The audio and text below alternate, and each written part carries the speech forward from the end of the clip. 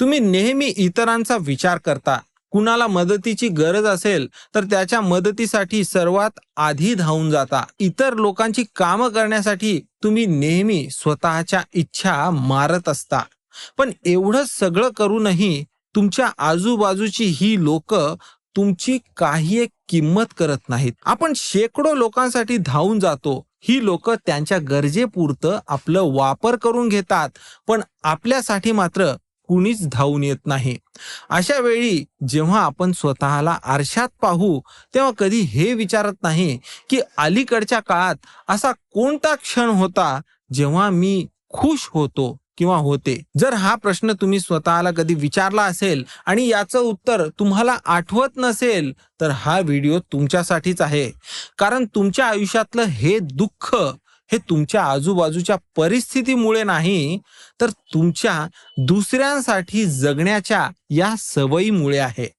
आज आपण या व्हिडिओमधून या सवयीतून बाहेर पडून स्वतःची काळजी कशी घ्यायची याविषयी सविस्तर बोलणार आहोत.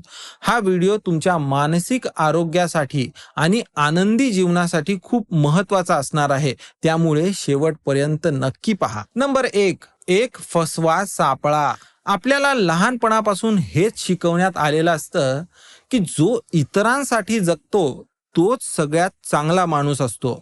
पण या इतरांना खुश करण्याच्या नादात आपण स्वतःचं अस्तित्व पूर्णपणे विसरून जायला लागतो. जेव्हा आपण स्वतःला या ठिकाणी पाहतो, तेव्हा स्वतःच्या आवडीनिवडी काय, स्वतःला काय हवंय याकडे लक्ष देणंच होत नसतं. नेहमी इतरांना काय हवंय, ते काय म्हणतील म्हणून स्वतःच्या सवयी, स्वतःचा स्वभाव आपण बदलायला लागतो. पण आपल्याला या ठिकाणी एक गोष्ट लक्षात घ्यायला हवी की दुसऱ्यांना खुश ठेवणं हे कुणाला जमलेलं नाही आणि ते कधीच जमणारही नाही.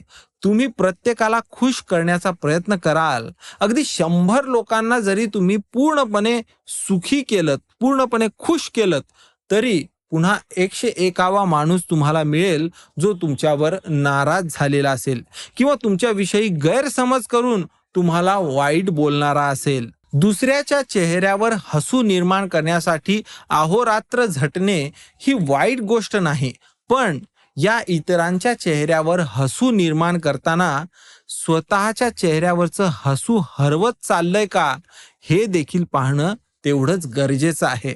आणि असं होताना दिसून येत असेल तर वेळीच ते थांबवताही आलं पाहिजे.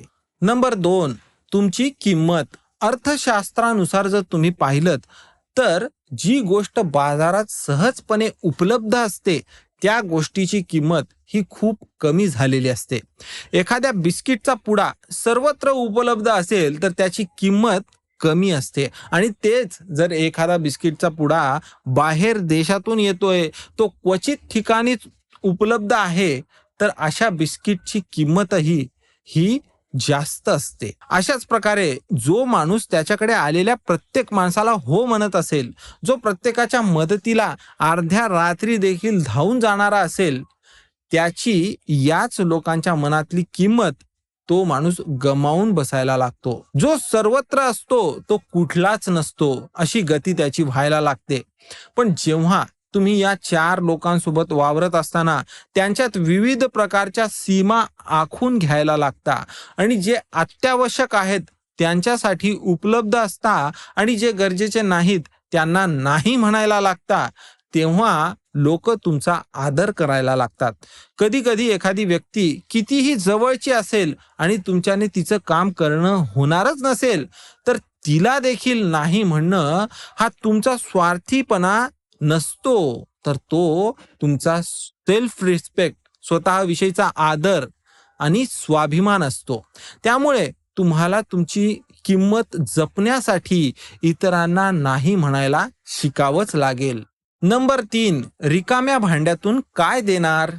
तुम्ही जर नेहमी इतरांविषयीच विचार करत राहणार असाल, नेहमी त्यांच्या गरजा पूर्ण करण्यासाठी हजर राहणार असाल, तर असं करत असताना साहजिकरित्या तुमचं स्वतःकडे पूर्ण लक्ष देता येणार नाही. तुमचं स्वतःकडे दुर्लक्ष केलं जाईल. जेव्हा तुम्ही इतरांवरच प्रेम करणार असाल तर तुम्हाला स्वतःवर प्रेम करण्यासाठी वेळच शिल्लक राहणार नाही. एखाद्या चहाच्या भांड्यात चहाच बनला नसेल तर त्यातून कपात चहा ओतल्या कसं जाणार? अगदी त्याचप्रमाणे जर दुसऱ्यांना आनंद देता यावं आणि त्यासाठी मी पूर्णपणे सज्ज असावं असं जर तुम्हाला वाटत असेल तर सर्वात आधी तुमचं मन पूर्णपणे आनंदाने भरलेलं असावं लागतं. नेहमी सर्वात आधी स्वतःची काळजी घेणं हा स्वार्थीपणा नसून ही तुमची सर्वोच्च जबाबदारी असते. जेव्हा तुम्ही स्वतः सज्ज असाल तेव्हाच तुम्ही इतरांच्या मदतीसाठी परिपक्व झालेले असता. नंबर 4, तुम्हाला गृहीत धरल्या जातंय. प्रत्येकाला तुमच्याकडून काहीतरी मदत व्हावी म्हणून जेव्हा तुम्ही सगळ्यांकडे धावून जात असता तेव्हा ह्याला काहीही सांगा तो कधीही नाही म्हणणारच नाही अशा प्रकारे तुमच्याविषयी विचार करण्याची सगळ्यांना सवय व्हायला लागते. तुमच्यातला चांगुलपणा ही तुमच्यातली ताकद असायला हवी, पण तुमचा हाच चांगुलपणा हळूहळू तुमची कमजोरी बनायला लागते. मग जो तो तुमच्या आयुष्यात येऊन तुमचा गैरफायदा घ्यायला लागतो. तुम्ही पूर्णपणे कमकुवत बनल्यामुळे कोणीच तुमच्या सुखदुःखाची परवानगी देखील घेणार नाही. तर या उलट जो तो त्याच्या इच्छा तुमच्यावर लादून त्याची मनमानी करून जायला लागेल. पण आता तुम्हाला तुमची ही जुनी ओळख बदलावी लागेल. आता तुम्हाला तो व्यक्ती बनायचा नाही जो प्रत्येकाच्या एका फोन कॉलवरून लगेच धावून जायला लागतो. आता तुम्हाला अशी ओळख बनवावी लागेल की हा तो माणूस आहे जो दुसऱ्यांच्या मदतीला धावून जातो खरा, पण इतरांची मदत करत असताना स्वतःचं स्वाभिमान, स्वतःचा आदर नेहमी जपून मगच दुसऱ्याची मदत करेल. स्वतःचा अपमान किंवा स्वतःचा गैरवापर जर कुठे होताना दिसत असेल तर तिथून लगेच चालता होणं देखील यायला हवं.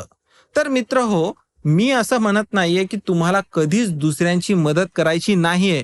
तर याउलट तुम्हाला दुसऱ्यांची मदत करायची आहे, दुसऱ्यांसाठीच जगायचं आहे. पण इतरांसाठी जगत असताना एक, ते खरंच तुमच्या मदतीच्या लायक आहेत का? आणि दुसरं म्हणजे तुम्ही स्वतःचा बळी तर देत नाही आहात ना? ही 2 प्रश्ने स्वतःला विचारणं खूप गरजेचं आहे. स्वतःसाठी जगायला शिका. स्वतःसाठी योग्य ती वेळ द्या. स्वतःला हवे ते लाड पुरवत जा. कारण तुमच्या स्वतःला पूर्णपणे समजून घेणारे तुम्ही एकटेच आहात. नेहमी लक्षात असू द्या की जेव्हा तुम्ही स्वतः हेल्दी आणि हॅपी असता तेव्हा आणि तेव्हाच तुम्ही तुमच्या कुटुंबासाठी आणि या समाजासाठी खरंच काहीतरी मोठं करू शकता. आणि आधी स्वतःवर प्रेम करा, मग जग आपोआप तुमच्या प्रेमात पडेल. तर मित्रहो, हा व्हिडिओ तुम्हाला स्वतःच्या आणखी जवळ घेऊन गेलेला असेल तर याला नक्की लाईक करा आणि ज्यांना हा संदेश ऐकण्याची गरज आहे त्यांच्यासोबत हे नक्की शेअर करा. आणि अशाच व्हिडिओसाठी स्टोईक विचारला नक्की सबस्क्राईब करा. धन्यवाद मित्रहो.